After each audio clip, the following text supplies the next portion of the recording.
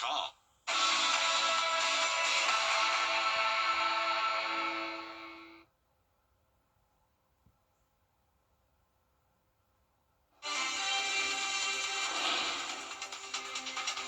Now on News Channel 6 at 6, a car has crashed into a Liberty Taft. As your news at 6 starts now.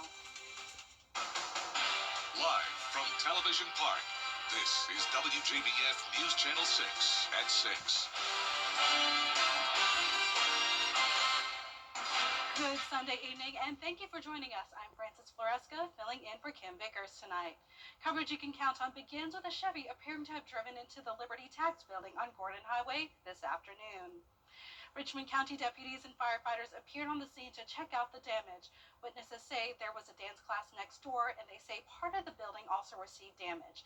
The Chevy is currently being towed, and we will have more details on that later. Well, if your kids are in need of a New Year's resolution, a local youth organization may offer a place to start. I took at the local program.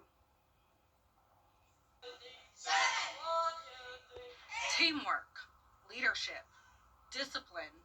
Those are the core values of the Young Marines. Since the start of 2025, the local unit gathers every 2 weeks at the Sharon A. Lane Memorial VFW post in Evans for drills and training. And throughout the year, kids look for ways to serve veterans and the community. We just work on discipline and getting the kids outside of the house, off of the games, off of the tablets and the phones. We want them to be active. So we work a lot with them on physical fitness, PT, close order drill, and all of that narrows down to just discipline. That discipline means saying no to drugs and peer pressure while staying focused in school. The kids involved in the Young Marines have to keep their grades to remain in the program. We will work on them with that. If they're failing in something, then we'll try to help them and encourage them to get their grades up. Keeping grades up is key, but kids notice they are more excited about learning and feel more confident in their everyday lives. Sometimes at school, if there's a problem, I can use my leadership or my problem-solving skills to, help figure out what's the problem. They also encourage other kids to join. It helps you, if you're, in a mood all the time, like a bad mood all the time, it actually gets you into a good mood all the time because you're always like, I feel I have so much energy. The Young Marines welcomes boys and girls from the ages of 8 to 18 or until high school graduation. For more details on how to get your child involved, you can go to WJBF.com. Now, time for a quick look at the weather. Avery Gray has that for us. It is looking good right now. We are expecting some warmer temperatures later this week, but right now we are on that cooler side as temperatures reaching 49 degrees here in Augusta. We're seeing the low 50s across the CSRA. A little bit of an outlier to our southern line counties as they're warmer than the rest of the CSRA. Around 2 to 3 degrees warmer than the past 24 hours. Augusta is 4 degrees cooler right now. Our Terry Lambert Hyundai Skyview Cam showing what's left of the day as we've entered into dusk and now as we transition into night. But we are expecting some fog, especially along that Savannah River, and that is going to be present throughout this evening. And that's because of our winds. Our winds super low, so that's going to allow that fog to really just sit around our viewing area this evening and into those early morning hours as well. But for the rest of tonight, you can expect some pretty cloudy skies. That fog starting to creep in. Temperatures dropping down to 44 by 9 p.m. I'll have a full update on this fog in just a little bit. Back to you, Frances. Thanks, Avery. A local author had a book signing at the Augusta Barnes & Noble introducing young readers to her new book about navigating emotions. Eva Creel is the author of The Gobblers, which she says is a funny, imaginative book that shows how anger and negativity can grow when we feed them, and how kindness and understanding help make things better. She says the story is personal to her family, and she hopes children and adults can learn from it. It started with an argument. My little boy, he was 4 at the time, he's going to turn 7 soon. He would always tell his big brother, I hate you. And I thought, oh, that's awfully. We were walking one day, and we walked over a big pothole in my street, and he said it again. He said, I hate you. And I said, uh-oh, the gobbler heard you. You better be careful. She says that feeding the gobbler symbolizes giving into anger, negative thoughts, or unkind actions, which only makes those feelings grow bigger and harder to control. Creel says she has donated a copy of her book to the Grovetown Library. It can also be found at Barnes & Noble. And as we get into the new year, a lot of you may soon see changes to your health insurance plan options. Well, it happens each January and gets bigger and more popular every year. Tuesday on Jenny, everything you need to know about the Border Bowl 13 showdown, set for Saturday, January 10th. Two key players off the field, WJBF's of Community Involvement and the CEO of the local Ronald McDonald House, will join Jenny to talk about the event. It's a great honor for the players, cheerleaders, and coaches. And most of all, it raises money for a great cause. Celebrating the top athletes in both cheerleading and football, and everyone coming together for all of that. It's really a wonderful time, and the fact that it comes back to support our mission.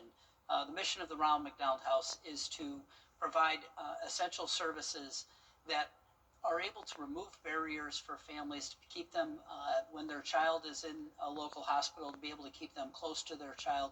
And we really work to strengthen families and then promote healing. All the details you need to know about the Border Bowl 13, along with our latest Giving Your Best winner. See how Brian Adams is making a difference in Graniteville on Tuesday at 12:30 on Jenny. As you start your morning tomorrow, fog will be present, but then we're going to see a week of warmer temperatures ahead. I'll have more information right after this break. You can't always choose the weather, but you can choose your weather app. Go with the most accurate and most trusted, the Live Viper 6 mobile app. Download it today. Let's go!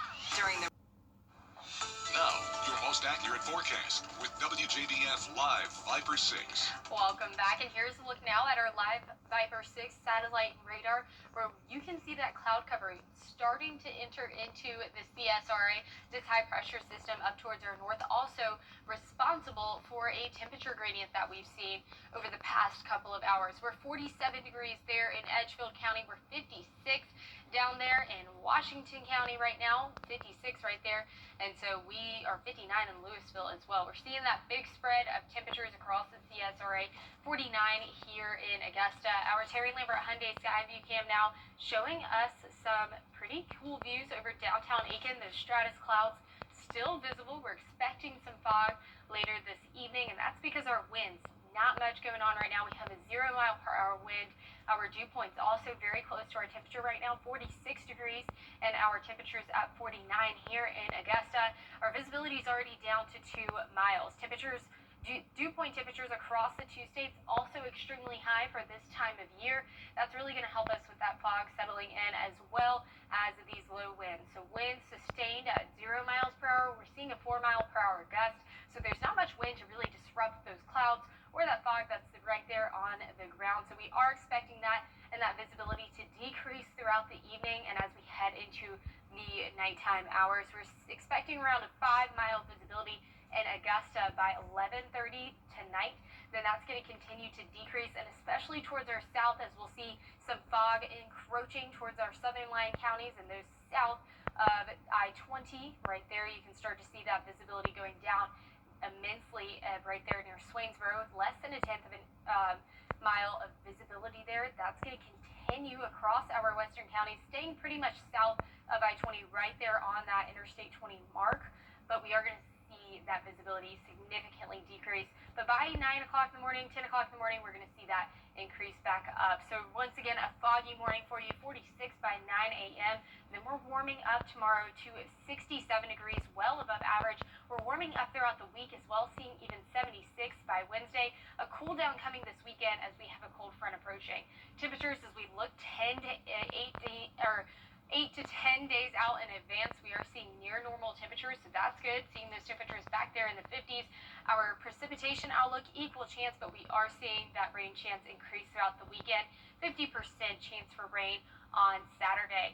Our overnight lows are going to be in the 40s, and then we're going to see that 10-day forecast there as we have some fog expected tomorrow with a high of 67 degrees, 76 is that forecasted temperature for Wednesday. Crazy to say that as we are in January now. A lot of crazy weather going on. Okay. And coming up after the break, we'll take a look at the new laws in effect for 2026 in Georgia and South Carolina. We'll be right back.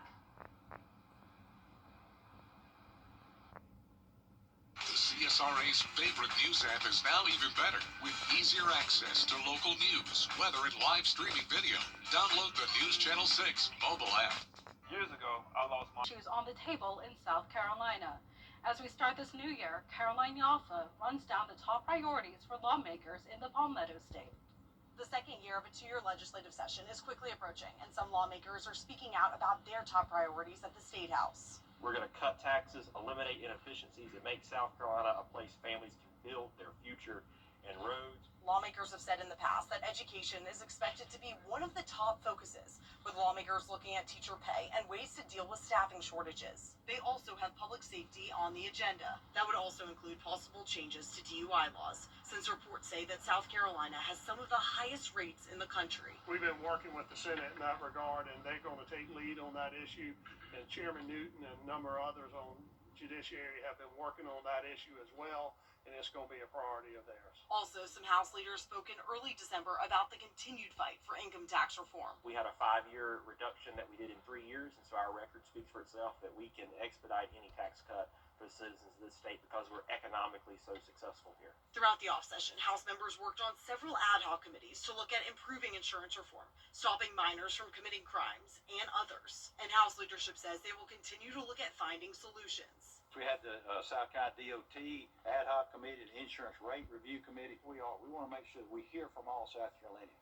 We've got one of the fastest growing states in the nation. Got a lot of folks moving here. Representative Shannon Erickson said during the press conference in December that she hopes fixing roads and bridges is the first thing the House does when the session begins. In Columbia, I'm Caroline Yaffa. And coming up after the break, Matt Rivers gives us the latest on Venezuela. We'll be right back. Well, 2026 has fully kicked off, and there will be a lot going on in the entertainment world this year. Here's Danny New with a preview. In 2026, many beloved franchises will be making their grand return to the big screen. Like thanks to our parent company Disney's The Mandalorian and Grogu, we'll have our first Star Wars film in more than 6 years.